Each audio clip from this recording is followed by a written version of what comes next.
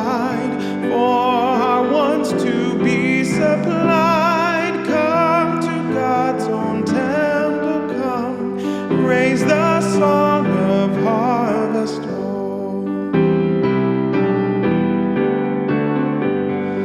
All the world is God's own field, fruit unto his praise to yield, wheat and tares together sown, unto joy or sorrow grown. First the blade and then the ear, then the full corn shall appear. Lord of harvest, grant that we wholesome grain and pure may be. For the Lord our God shall come and shall take his harvest home. From his field shall in that day all offenses purge away. Give his angels charge at last in the fire the tares to cast, but the fruitful ears to store in his garner evermore. Even so, Lord, quickly come to the final harvest home.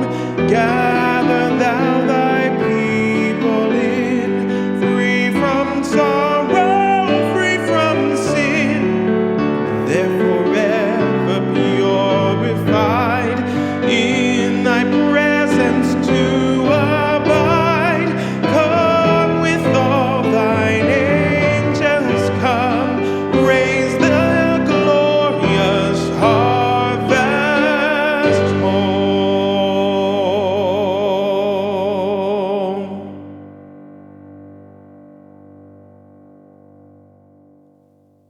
Matthew 13:30.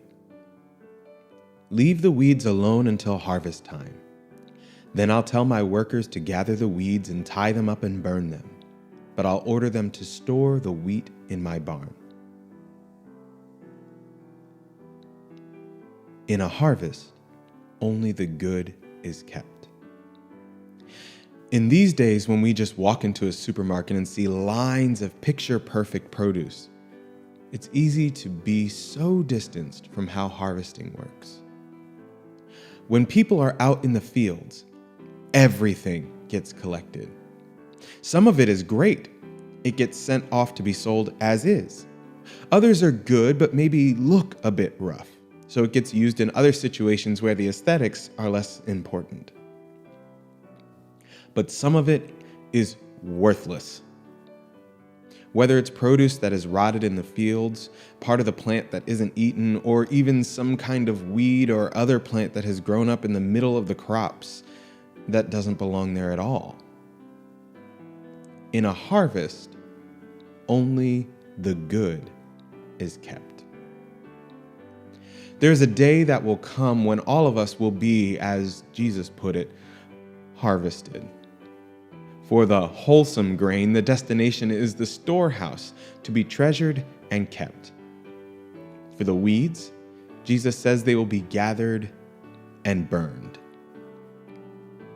What is hugely significant here, though, is that they are growing in the same field. From a distance, it can even be indistinguishable which is crop and which is weed. It all blends together. So, in the church, who is crop and who is weed? So for you, which are you, crop or weed? I pray that we would each be fruitful ears, kept in the presence of the Lord forevermore.